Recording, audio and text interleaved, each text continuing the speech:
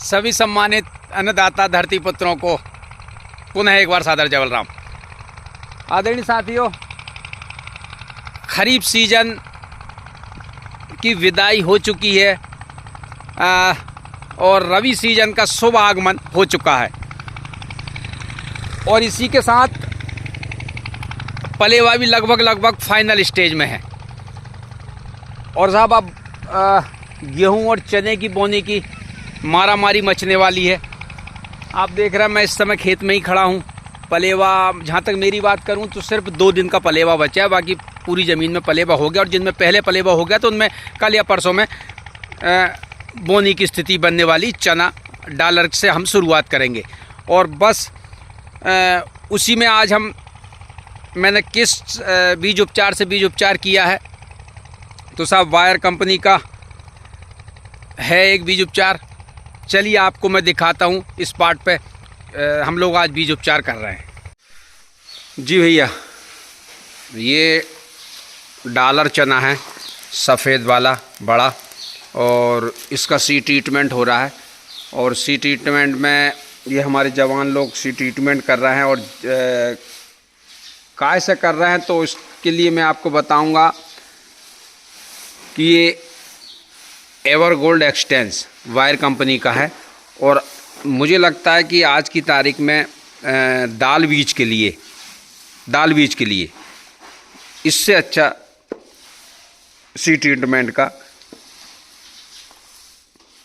कोई ऑप्शन नहीं है।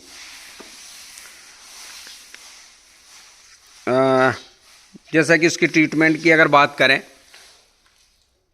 तो, और इसमें टेक्निकल की बात करें भाई साहब, तो पेन फ्लूपेन लगभग 13.28% और दूसरा ट्राइप्लोस्टोविन 13.28%। ये दोनों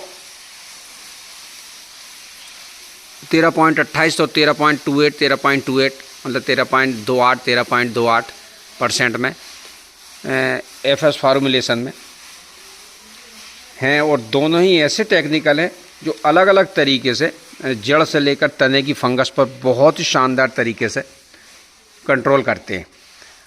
अगर पेनफ्लुवेन की बात की जाए तो ये स्पेशली नेमिटोन्स पे कंट्रोल करता है।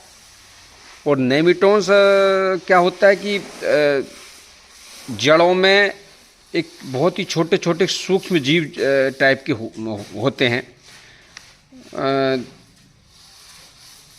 जो पौधों की जड़ों से पोषक तत्व निकाल लेते हैं, जिससे पौधे की ग्रोथ बहुत ही धीमी पड़ जाती है और पत्तियां सूखकर पीले होने लगती हैं।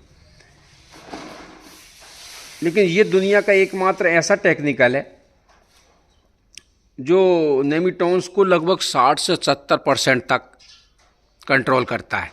बाकी हालांकि दुनिया में ऐसा कोई भी टेक्निकल नहीं बना है जो नेमिटोन्स को 100% कंट्रोल कर ले, लेकिन ये लगभग 60 से 70% तक कंट्रोल करता है और अन्य टेक्निकल नहीं कर पाते।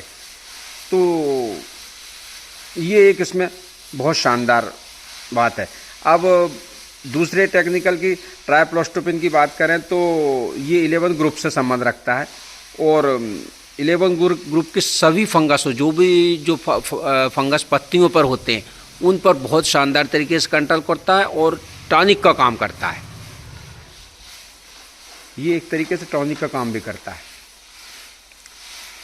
अब इसके अलावा भाई साहब बात करें कि कौन कौन सी फसलों में हम इसका उपयोग कर सकते हैं तो इसके लिए गेहूं, चना, सोयाबीन, मूंग, उड़द, मूंगफली, लगभग सभी प्रकार की फसलों पर तो इसका उपयोग हम कर ही सकते हैं। और अब इसके डोज की बात करें भाई साहब तो 1 लीटर, जैसा कि मैंने ये जो 1 लीटर का घोल बनाया है,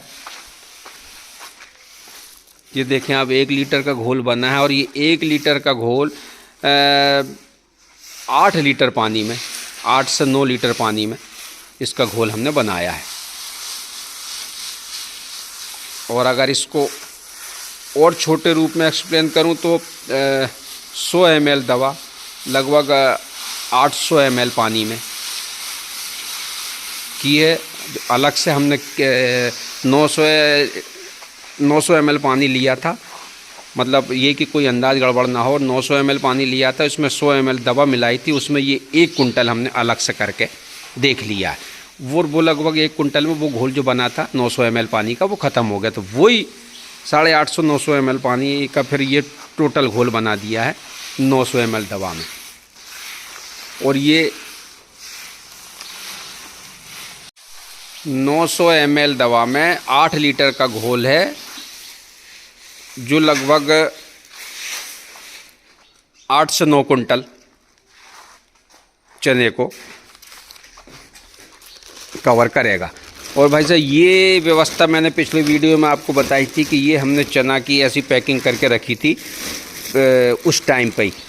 ये 50 किलो की पॉलीथिन इस जो बोरी के अंदर रख के और इनको पैक कर दिया था, और इनमें एक एक गोली सेल्फास की डाल दी थी।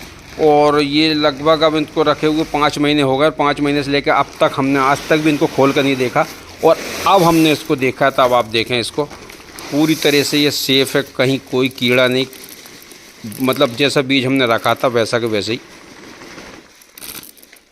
अभी हमें मिला। नहीं तो हालांकि नहीं तो ऐसी कोठी वोठी मोर इधर उधर अगर देखते हैं तो कीड़े की शिकायत, मगर ये पॉलीथिन में पूरी तरह सेफ़ है।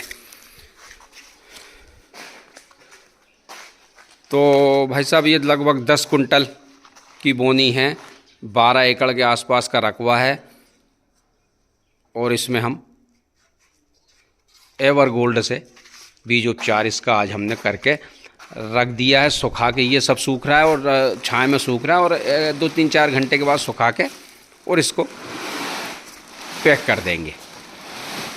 ये देखते हैं।